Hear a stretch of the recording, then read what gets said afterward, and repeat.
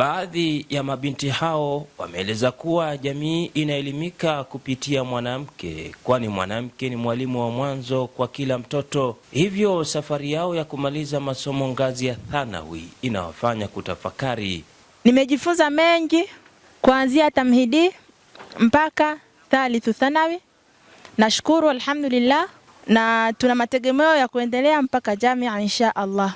Tujitahidini kusoma kwa sababu mwanamke akisoma ndio jamii inaelimika, kwa sababu Mtume anasema al-ummu madrasa. Nimesoma dini ndani ya miaka 8, elimu ya sharia, na nimejifunza Qur'ani tukufu na hadithi za Mtume Muhammad sallallahu alayhi wasallam na ufundi na kompyuta.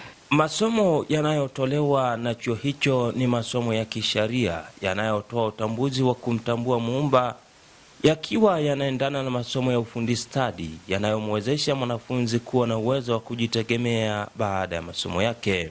Takriban hapa tuna wasichana zaidi ya 150. Tuna nafasi nzuri za kujifundisha elimu ya dini akamtumikia Mola wake vizuri mwanamke, na tuna nafasi nzuri ya kujifundisha elimu ya matendo ambayo ni ya ufundi, akaenda kujihudumia katika kutafuta maisha. Hafla ya kuhitimu kwa wanafunzi wa Umu Aisha ilijumuisha matukio mbalimbali, ikiwemo mjumuiko wa pamoja wa kufunga vyuo vilivyo chini ya taasisi ya The Islamic Foundation pamoja na taasisi ya Ansari Muslim Youth Center. Hadha yawmul fasli alladhi kuntum bihi tukadhibun.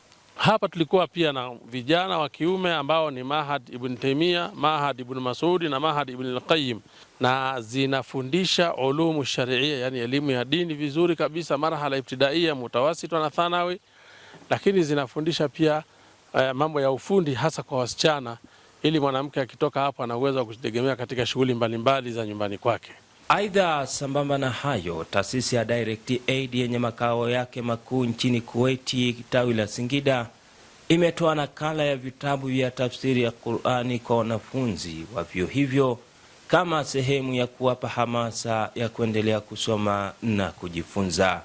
Na Direct Aid Society, taasisi ambayo iko katika mkoa wetu wa Singida, imeshirikiana nao katika kuwafurahisha hawa wanafunzi, bali na wageni wote ambao wamealikwa, kwa kuwapa kila mmoja zawadi ya kitabu.